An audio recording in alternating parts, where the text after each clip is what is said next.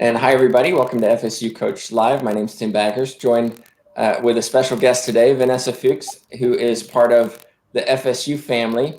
Vanessa, thanks so much for joining me. If you would, just tell us a little bit about who you are, how you came through FSU and are now working in the athletic department. Yeah. Thank you, Tim. Hi, everyone. Looking forward to the chat today. I appreciate, Tim, so much, your support of our athletics department, FSU Coach. I know our coaches, our graduate assistants, aspiring future coaches are really excited to get involved with what you're doing here at Florida State. So thank you for the support, first and foremost. Thank you for having me today. Looking forward to the conversation. I grew up in South Florida, and my dad was an FSU alum, and so I kind of was born garnet and gold and had the opportunity to come to Florida State and play basketball. At the time, it was our head coach, Sue Semrau's first year on the job. I had signed with the previous coach and then had the opportunity to play for Sue her first 4 years on the job. And I had an exceptional experience. And from there, I first wanted to go into sports broadcasting. And at the time, I had applied for an internship through the ACC office, and they were placing interns at all of their television partners. So Comcast, Disney Wide World of Sports, Fox. And I was hoping to land and get my foot in the door at one of those television partners. And I ended up being selected for their championships internship at the conference office there in Greensboro. And so my first job out of undergrad was working in championships at the ACC office. And from there, I pursued my master's at Carolina. And from there, I was able to take a second internship at the NCAA office. And this time it was in kind of the equivalence of compliance, NCAA rules compliance on campus and academic and membership affairs with the NCAA. And it was a 1-year internship. I was hired on full-time, stayed 7 years. Wow. And 10 years now it's been that I've been back at FSU, and I'm living the dream. I love my job. I love the opportunity to now give back and pay it forward to our current generation of Seminoles. And so it's been a lot of fun. The 10 years that I've spent here in Tallahassee it's been a blur. It's gone fast, and I've really enjoyed the opportunities that Florida State's afforded me. So becoming an AD wasn't really something that you'd always planned on doing. It kind of transitioned into that. Yeah, it did. It's funny. Someone I was dating in undergrad, I had said to him, "Don't go into college athletics," and here I am in college athletics. You just never know. And I always encourage young professionals, as they're sort of exploring what their career options will be, is to kind of keep a broad range of opportunities that you'd be open to. I mean, I never imagined that I'd be working in championships planning at the ACC. I never thought I would ever get into NCAA rules compliance, but those experiences really helped shape my career, and it helped me catch a passion for what I do now in administration, in college athletics administration. But you just never know. But I think you've got to be willing to take risks. You've got to keep your options broad. And early on in your career, I always tell young people, you've got to be willing to maybe take a job that's not exactly what you want to do. It's maybe not the pay that you were hoping, the salary that you were hoping to receive, the title that you want. You might even have to move and relocate. And so I found myself moving from Fort Lauderdale to Tallahassee for college, and then Greensboro, North Carolina, Chapel Hill, North Carolina, and then further north to Indianapolis. My family thought next stop, Canada. But I was willing early on in my career to make some of those moves because I knew down the line it would pay off. Yeah. So if you are watching and you do have a question, just post it in your chat box and we can have a discussion with Vanessa so that I'm not doing all the asking. One of the things I want to understand and want everybody else to understand is that there's a lot of different types of athletic directors. You're an associate athletic director, but what exactly do you do? What is your job on a day-to-day basis? Yeah, you're exactly right. I mean, the opportunities in college athletics administration are limitless. And so again, I think when talking with young people, I always encourage them to feel out a number of different departments. You can go through the staff directory and see all of the number of different departments, and then maybe pinpoint where your skill set might best be applied. And so for my role, I've had a number of responsibilities. So no day is ever the same. And I think that's what's really fun about my job is we kind of have a hybrid model where we have the opportunity to serve as sport administrators as well as oversee some departments. And so my sports that I oversee are indoor volleyball and men's basketball. So I work with Chris Poole with our indoor program and Coach Leonard Hamilton with our men's basketball program and serve as their sport administrator. And then I also oversee our athletics performance team. And so that's sports medicine, nutrition, strength and conditioning, and student athlete development. And so I work with those 4 units. And then I have some other responsibilities with my role as our university's deputy coordinator for Title IX. And so it's a nice blend of responsibilities, and it definitely keeps each day interesting. That's crazy, though, that you have so many different titles. How do you decide priority in terms of time? Because you're responsible for overseeing the administration of sports and doing Title IX and doing student performance development, overseeing all of them. How do you do it? Yeah, it is a lot. I think one of the things I also caution young people is you've got to be willing to sacrifice, and you've got to really be passionate about working in college athletics, because obviously our office jobs, but are one thing, but then the product of what we do plays itself out on the various fields of play. And so you've got to be willing to give up nights and weekends to support these young people. We want them to know that we support them. We're visible, we're engaged, we're accessible. That's so important in administration. And so I find myself every day trying to balance not just the tasks that need to get done, and certainly you try to prioritize based on deadlines and what's most kind of burning issue of the day. And then I also want to make sure I'm able to spend some time popping out to practices, saying hello to our student athletes. So we aren't always fortunate with in administration.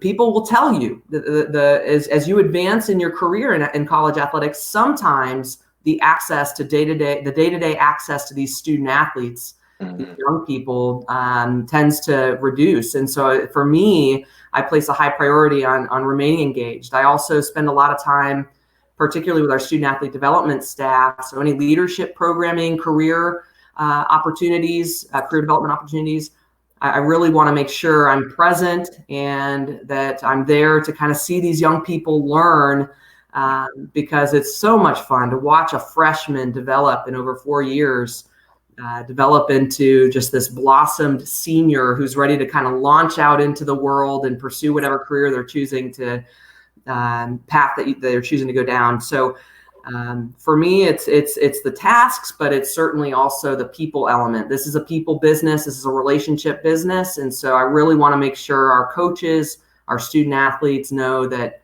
they come first. They're why we have the jobs that we have in athletics, is because of these student athletes who are pouring everything they have into their sport, but also into their academic careers and the community. So I think we've got some questions coming in, but if I can summarize for you, staying connected with the student athletes helps to remind you why you're doing all of the day-to-day stuff that nobody sees and it's just a grind. It is. Like I said, no day is the same. And that's what I love about what we do. It makes the days go by fast. I mean, whether it's meetings, whether it's policies, whether it's budget issues, in this current climate with COVID, I know this is kind of the new norm that everyone is living. Our biggest priorities right now are making sure our student athletes and our coaches are adjusting and are supported, that we're communicating at a high level with them.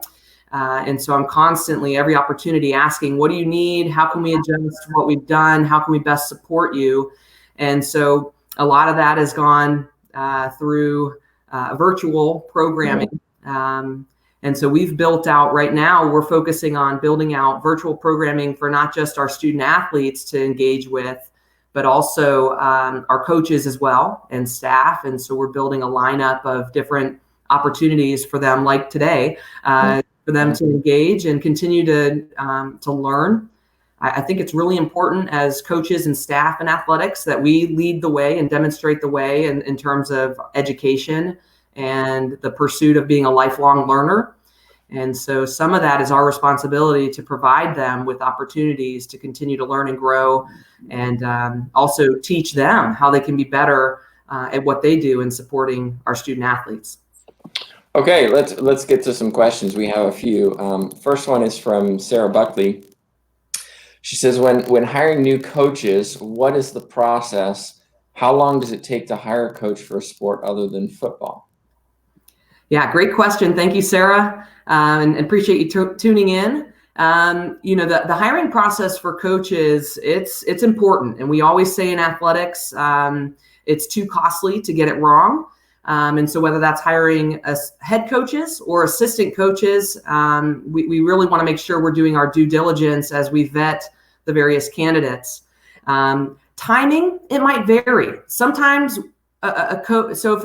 we've been fortunate I'll start with head coaches. We've been fortunate at Florida State. We have an incredible group of head coaches that have come. They've enjoyed significant national success, and they've stayed a long time. And so we really haven't had to hire too many new head coaches here at Florida State. So I think that's a blessing that we've got some stability with our head coaches. And with our assistant coaches, many times it's the responsibility of the head coach to kind of bring to our sport administrator and our athletics director names of who they're considering. As a starting point, we always encourage diversity. We encourage the coaches searches. We have to build a diverse, qualified pool of candidates and then hire the best person. And to do that, it could take a matter of a week. It could take several weeks to make that hire.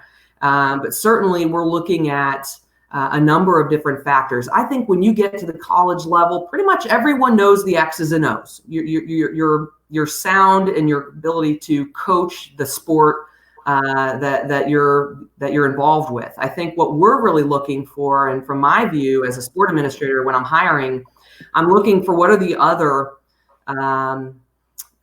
characteristics of that coach that make them an asset and will set them apart. We talk a lot as a coaching staff. So you'll hear them talk a lot about generating that extra 1%. And many times it's in the individuals that you're hiring that you can do that. And so I think communication is really important. We're looking for a coach who can communicate well across multiple generations. You're recruiting sometimes these 16 to 18-year-olds, but you're also talking with their families, their sport coaches. So you've got to be able to communicate and flex your style across multiple generations. I think that's really important. Relationship building. You've got, once you recruit them and they're here, we promise their families we're going to take care of them and treat them as if they're one of our own. And so when they join the Seminole family, we want to make sure that the relationship is strong and it's continued throughout that student athlete's 4 or 5 year career. And so relationships are extremely important. I think coaches can set themselves apart with their knowledge of sports science technology, with their pursuit of education. That's why, Tim, I love the FSU coach program. I think it's an opportunity for aspiring coaches to continue their pursuit of education and be that lifelong learner. I think that's important. Having an undergrad degree helps. I think having a master's degree sets you a little bit further apart, particularly if you want to become a head coach. And we've even seen coaches pursue a doctorate degree as well. And so I think that's really important.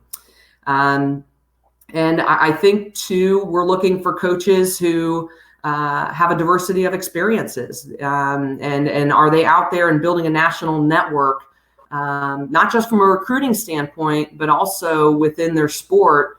Do they know other coaches in the field and who knows them? We will vet a coach hire through our conference office. We will talk to other schools that have recently hired coaches to see who else was in their pool. We will talk with the previous institutions that coach or organizations that coach was involved with.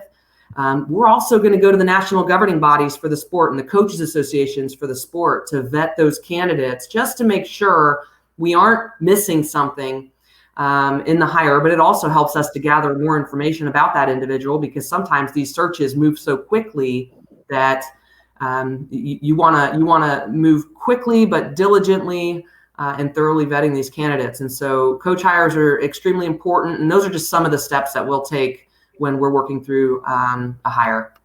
Thanks for the question. Yeah, next question is from Steve Hebert. He says, as an administrator of sports, are you responsible for coaches' compliance or just students? So in my role as sport administrator, when I'm working with Coach Poole and Coach Ham on, particularly, I view my role as first and foremost an advocate for them. And so we want to advocate for their sport programs. Certainly at Florida State, we're expecting our programs to be winning ACC championships, but also advancing annually to the NCAA championships in their sport. And there's an expectation now that national championships are something that we're also gunning for. And so we want to make sure, as a sport administrator, I'm advocating to try to position that sports program for that long-term success. And so I view myself in my role as being a problem solver, helping coaches point them in the right direction when they have questions or sorting through an issue. Certainly a lot of fiscal management, budget conversations occur. One of my roles is I'm responsible for approving or not approving expenditures for our sport programs. And so really vetting how are these various initiatives or expenditures going to help position and align the programs where we're trying to go. We assist with recruiting. And then what I love the most in my role as being a sport administrator is just working with the student athletes daily. And so one of the things I love to do is just sit down with our students each year and talk about what their career plans are, how we can help them at Florida State. I think it's important that we connect them with internship and job experience. And obviously their schedule is tight. They've got a lot that our student athletes are managing from day to day, but making sure they've got mentors to help kind of guide them in whatever career they're choosing to pursue.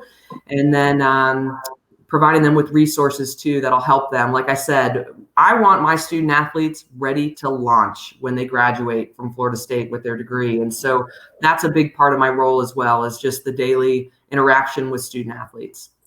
I could see budgets being quite a difficult challenge with coaches. It is, it's one of the biggest challenges, I would say, in Division I college athletics and across the board in college athletics, is the rising cost to fund at a high level the championship programs that we're attempting to fund. And so being very innovative with revenue generation, being a really good fundraiser, that goes back to communication and relationships. As a coach, you've got to be able to fundraise. And so there's so many different hats these coaches are wearing. And I view my role as trying to advocate and support them in a way that they can focus on the biggest hat that they must wear, which is coaching and supporting their student athletes. And then all the other stuff that comes with running the sport program, I try as best I can to help them so that it's minimizing the amount of time they're having to spend on some of that, so that they can focus really on being a head coach. But expenses are a huge challenge. Balancing budgets every year, the costs continue to go up, and so that obviously puts the onus on our athletics department and coaches to generate revenue to offset those expenses. The next question, we got a lot of questions for you this morning. It's great. Great. Joanne Pomodoro, have you seen a shift in women's roles in sports administration? She's taking my question. Do you come up with any resistance with acceptance in your role? Good to see your journey, hard work, and sacrifice for your passion. Where do you see your school in 5 years? We won't read the rest of it. Those are great questions, and Tim, you might have to keep me on point with answering all of them. But sure. I've been encouraged. I think when I first got into college athletics, both working at the NCAA and even my early days at FSU 10 years ago, you didn't see a lot of women at the highest levels of intercollegiate athletics. And the NCAA, I would also say Women Leaders for College Sports. There's a lot of organizations that are advocating for women to have those opportunities to lead at the highest levels. We always say in athletics that the makeup of our athletics department staff must mirror the student athlete population that we're serving. They need to be able to look to our athletics staff, our coaches, and see people who look like them, that they can relate to and build relationships with. And so that's really important. And so whether it's women or a person of color, we've got to have a nice blend of diversity in our athletics department, and particularly in leadership positions, so that our student athletes can catch a vision for their own careers and their own lives. So we talk a lot about that at FSU, and we also are thankful for the work that both the NCAA, Women Leaders for College Sports, NACDA, and there's a number of research initiatives out there to try to help continue the effort to allow women and people of color to move into the highest roles of athletics. And so even in the ACC, we've got quite a bit of diversity amongst our athletics directors. And we're proud of that we have women, we have minorities who are leading ACC athletics departments in the Power Five. We just had UVA hire the first female African-American female AD at Virginia. And she's also an FSU grad, so I'll throw that in there, Carla Williams. And so we're making progress. It's maybe not as quick as we would like, but for both administration as well as coaching staffs, there's definitely a push to diversify and allow individuals who maybe in the past have not had those opportunities to be able to lead. Megan Bunning asks, how is coach effectiveness measured in yearly evaluations? Yeah. The process used to be very subjective. I'm curious as to the rigor of the process now. Sure. And I'll tell you that a lot of schools are regularly updating how they go about evaluating coaches. Many people, because of what you see a lot of times in the media, it may appear from the outside that it's all based on wins and losses, and that's really not the case any longer. We're really evaluating coaches on not just what they're doing in their sport and on the field of play, but we're also evaluating them on how they're developing and graduating their student athletes.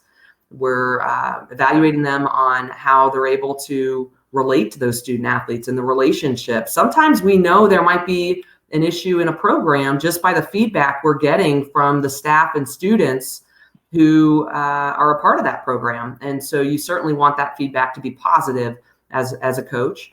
We're also looking at how they're recruiting, certainly the fundraising abilities, and are they able to generate support for their sports.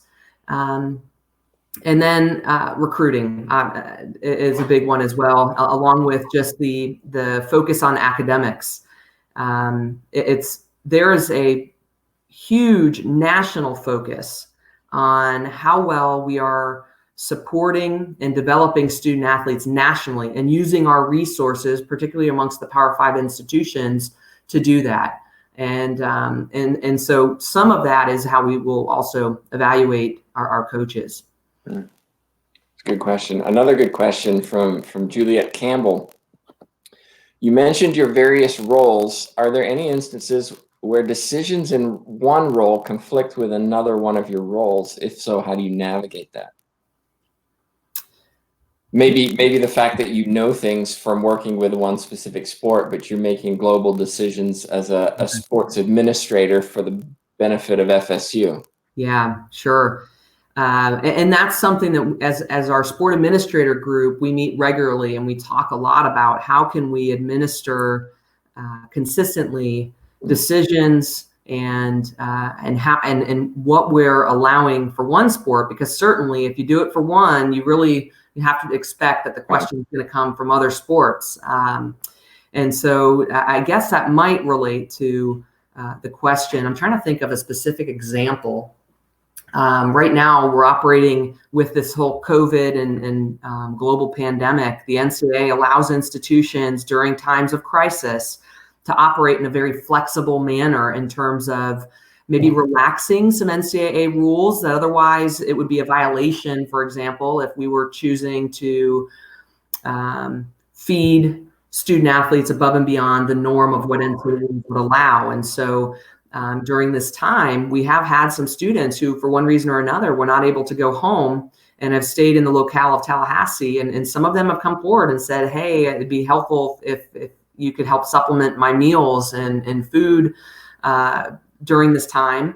And so we talk a lot about, okay, we've got to be prepared. What's reasonable so that we can adequately support our student athletes across the board. And so those are the types of decisions where certainly we want to do as much as we can to provide an exceptional experience to our student athletes and support our coaches, but we also have to balance that with some of the resources available and also the impact on some of the other programs. Steve, again, and I want to add to this question. He says, how did the loss of the NCAA tournament affect the athletes at an emotional level? I'd also add to that as to how does it affect coaches and administrators, because I'm sure everybody is kind of devastated by everything that's happened. Yeah. I still get emotional thinking about it. When the decision, and Steve, thank you for your questions. When the decision came out, I remember it was on a Thursday. We were 15 minutes from tip-off in the ACC men's basketball tournament. I remember watching it live. Everybody was standing up in the Moore Center. And I kind of sensed from some of the questions I was receiving from the conference office earlier that day that maybe, because obviously the night before they had already decided we're going to limit crowds. So we had worked through those logistics late into the night. We had our 150 fans set up and ready to go. They're all in the arena, in the Coliseum there in Greensboro. And Commissioner Swafford with the ACC walks in, and I was with Coach Ham and the team in the locker room, and 15 minutes before tip-off, and explained to the guys that the game would not be played and that the tournament was going to be canceled. And you could sense immediately just the air come out of the room, right? I mean, this is what these kids battle all season for, is to have the opportunity to be playing at your best in these championship moments. And certainly with us being the number one seed in the tournament, we were expecting to bring home some more hardware that weekend. But I'll tell you, that's where hiring coaches who are effective at leading these young people is so, so critical, because Coach Ham, I wish he could have been in the locker room to hear him talk to these young people and put it in perspective for them and allow his players to understand that, yes, this ACC tournament meant a lot to us, and we were very excited to be a participant and be the number one seed, but there is such a bigger global issue where the safety of these young people is our first priority. We told their families we're going to take care of them as if they're one of our own, and we just couldn't justify having them out there competing against one another with such a contact sport. So he put it in such great perspective for them that they were leaders. He empowered them to be leaders in that moment and kind of get outside themselves and understand the bigger picture. And I can't say enough about how Coach Ham and the rest of our head coaching group has handled this. It still doesn't feel real to me.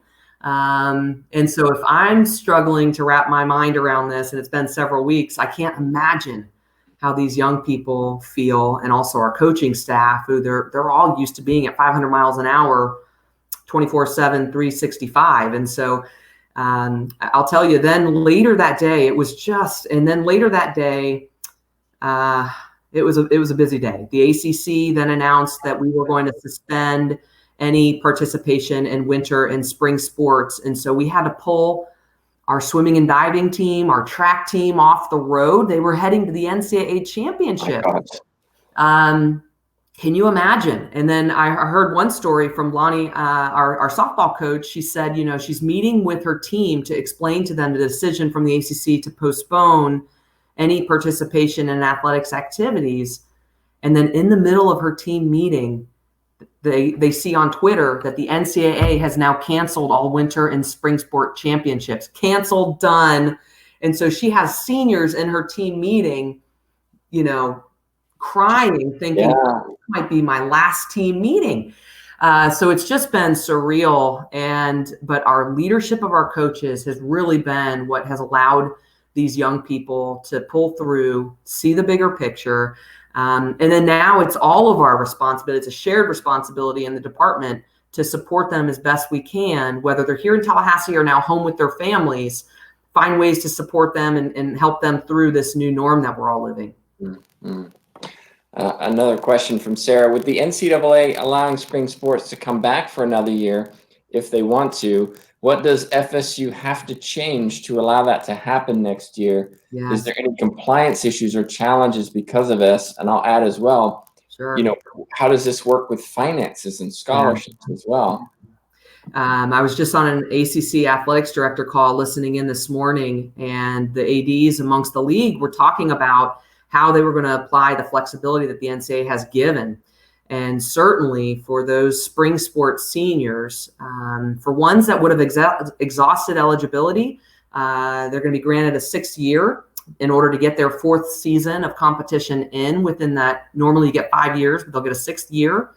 The NCAA has allowed schools to exceed team financial aid scholarship limits for those seniors if they come back. And so their aid would not necessarily have to count against the team limit, which is unprecedented. That's a big, and to your point, Tim, that's where the financial challenge is going to come in with all of this. But every class, whether you're a freshman through seniors, are going to have that opportunity to regain that season of competition.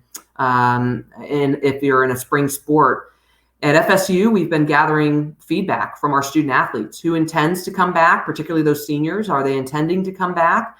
And then now we're running financial numbers to see, based on what scholarship amount they were on during this current 19-20 academic year, we're permitted to give them that same amount for next year. And so we're working through the financial impacts depending on how many seniors do plan to come back. But you're permitted, but maybe you've got to come up with that money. Yeah. And the other thing I think as well, a challenge for coaches is maybe you can bring back those seniors, but now you have a freshman group coming in and maybe they thought they were going to be starting, or now there's all kinds of new team dynamics this year. Yes. The roster impacts will be significant. We'll have larger rosters than we've ever carried, which when you talk about equipment, team travel, meals that we're providing, even just the opportunity for coaches to have that direct one-on-one coaching interaction. Now they're spreading their time amongst more student athletes. It's a good problem to have, but it's definitely some challenges there that we're working through. But we're certainly at Florida State, we've taken the stance that we're going to support these student athletes to every extent possible. And so we're gathering feedback to see what the financial impact will be to support those seniors coming back. And then we're gonna strategize and really come up with a plan for how we fund any additional aid that we need. So we actually have a meeting on Monday to talk through that further, now that we've gotten a little more data from our student athletes on who's coming back and what their plans are. But it certainly impacts signees. And for the next 4 years, if you think about it, at least for the next 4 years, there's going to be a trickle-down effect from this unprecedented circumstance that we're working through right now. If we can kind of backtrack to your career, you've been an athlete, you've been a collegiate athlete. You've been an administrator for many years. You've worked in compliance. You've overseen coaches. If somebody's looking to either get into sports administration or coaching, or even move up in those fields, based on your experiences, what kind of advice would you give them to help them based on what you've learned along the way? Yeah, the first piece of advice, and I might have mentioned it earlier, but it's something that Coach Sue actually told me. Here I was, my freshman year at Florida State, and typical freshman, I was struggling with the lack of playing time. And she reminded me, she said, V, you are so much more than a basketball player, and you've got to find ways to do the little things that set you apart and make you an asset to this team.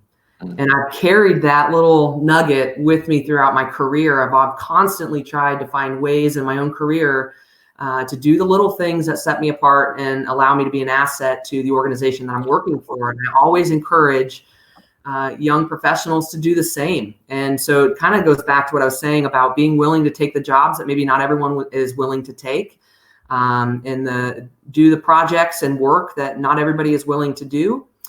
But that's kind of a starting point. And I think also it's so competitive now. It's not just about having a degree or a master's degree on your resume. It's about that tangible work experience that will set you apart as employers are reviewing your candidacy for a job.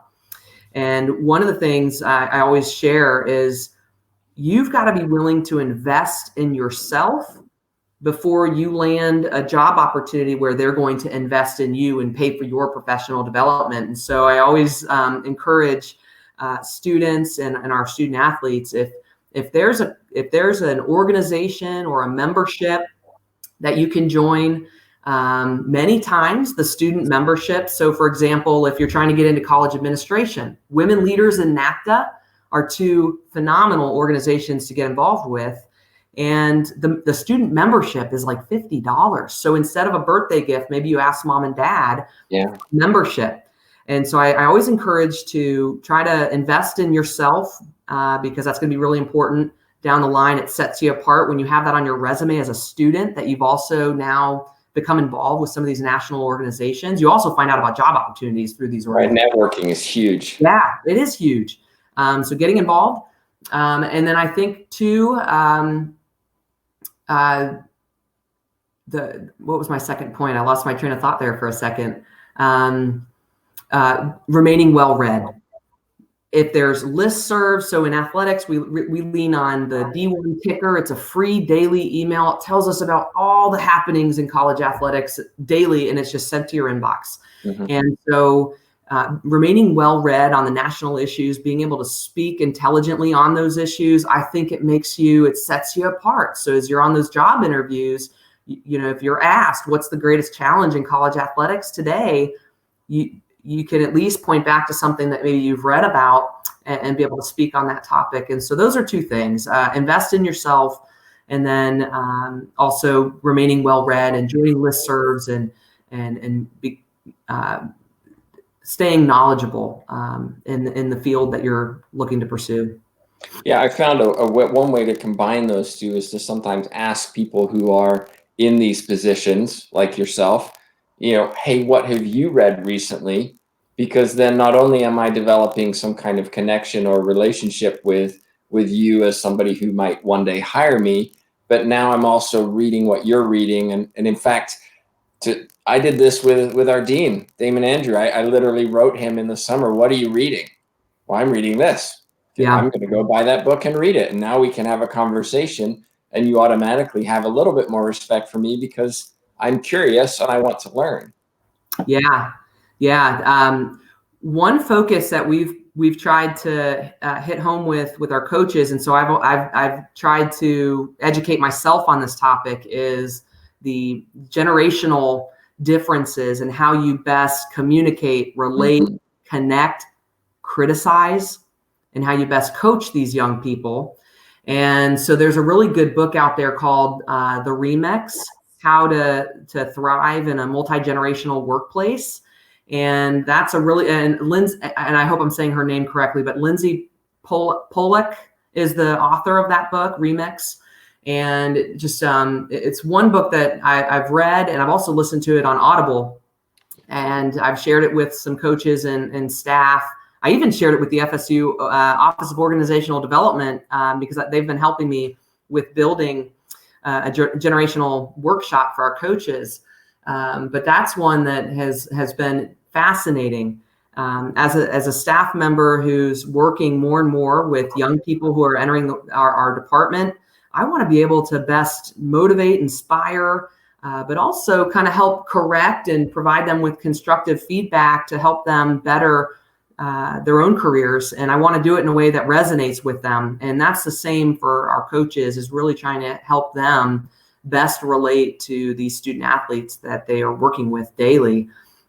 So that would be one book I would recommend for everybody, is The Remix. So last question for me, unless anyone else has any that they want to add, but you're very, very busy. You spend a lot of time, dealing with many different things in your roles and responsibilities. What do you do for fun? How do you get away from it all and kind of get rid of all that stress that happens on a regular basis? Yeah, I think it's really important. You've got to know what recharges you and then do those things and do them consistently. You're right. The grind in athletics for our coaches, for our staff, It's never ending. it's a lot of stress. And so for me, I enjoy working out. I know how much better I feel when I am in a regular routine of remaining active versus when I'm not. I will say one of the blessings of this kind of pause in our world of athletics right now is I'm going to get back on track with my workout routines. And so that's one thing that really helps me. I love to travel. So that's that's off the table right now. Right. But I love to go away and travel, see new places. And I'll tell you, my dogs, I have two French bulldogs, Phoenix and Frankie. They have their own Instagram page. And so one of my hobbies is to dress them up and they probably find it very embarrassing, but I'm sure. enjoy it quite a bit. Is there, so what country or place have you not visited that's on your bucket list? Ireland. Ireland. I'm excited to eventually get over there. I've been to Europe. And actually, when I was my senior year at FSU, Coach Sue took us on a foreign tour. Every 4 years, you can go on an international trip. And so our team went to France and Switzerland. And it was I had never been out of the country before. And so that was wonderful. But Ireland is one that I would like to be able to see eventually this summer. In July, I have a trip planned for the Grand Caymans. This year, I want to do a beach vacation. So I have a trip to the Grand Caymans planned. So I'm hoping I can go. We'll see. I'm not so optimistic with everything going on, but I'm trying to keep the hope here. Last year, I went to Alaska, and then I went with our volleyball team. I joined our volleyball team to Italy, to northern Italy. And there are some perks. There are some perks, right? Sports. It's amazing where it will take you. Well, I was going to close out, but we got a question that just came in from Coach Vega through Twitter by the looks of it. And it ties this in. How important is it for coaches to set those boundaries between personal and professional life? Yeah, I do. I think it's so important because the job consumes so much time and travel and away from kind of families and your personal life that I always say, I wouldn't say we've gotten away from this term of work-life balance. I prefer work-life integration. I think because this is such a relationship business, the more that coaches can show their true human side and incorporate their families into what they're doing. You see a lot of our coaches' families at our sporting events, at our athletics department activities, holiday parties. And I love that because I do think you've got to kind of integrate the two, but I think you also need to make sure you're making time to balance both. But I think it's more of an integration now because the job is so demanding. And so I do love when you see coaches bringing their families and sharing their hobbies. Coach Poole was just getting questions from his athletes about day trading. He's learning a little bit about stocks and trading. And so then when the athletes asked him, what are you doing to pass the time? He shared that. And they're like, oh, well, tell us more about that. That just being able to talk about things other than volleyball. Right. I was texting with Coach Ham. He was on a radio show this morning, and he was talking about his love for cooking and how he makes this incredible macaroni. I saw it. I saw this morning on Twitter. Yeah. I told him, I said, I need to try that he's going to bring me some macaroni next week. And so who knew that Coach Ham, gets in the kitchen and can serve it up. So I think that's so important that our young people see the human side of these coaches because they are in a position of authority, right? And so to make them more human, we're even talking right now as an athletics department about creating a social media initiative where we're telling the stories behind the stories. So coaches and staff who are maybe dealing real life with this pandemic, whether it's family and how they're best supporting them during this time. And it has nothing to do with athletics whatsoever, but it's more, just about them as a human being and having families and being a real life human. I think sometimes fans and the public forget that these young people competing and also these coaches are humans, and we want to be able to tell those stories. And this is the best time to be able to do that. Mm-hmm, mm-hmm. Well, Vanessa, thanks so much for joining us this morning. I look forward to seeing two canines wandering around your office as you bring your family to work. Just a reminder, of course, that tomorrow at 11, Celia Slater is coming in to talk to us. And I know as Vanessa, we were talking beforehand, she's an FSU alum as well. So we're looking forward to seeing her on air. And then also next week, we have a great list of people coming in to talk, starting with the president of USA Volleyball's board of directors, Cecile Renaud, a very successful volleyball coach herself. Tuesday, we have Josh Storms, the strength and conditioning coach for FSU football, followed by Anthony. Gosh, I'm running out. You can see it all there. We've got a full list every day, and I've already scheduled everything for the week after as well. So we've got a great list of people coming in and being willing to share their experiences. Vanessa, thanks so much for joining us. Thank you, everybody.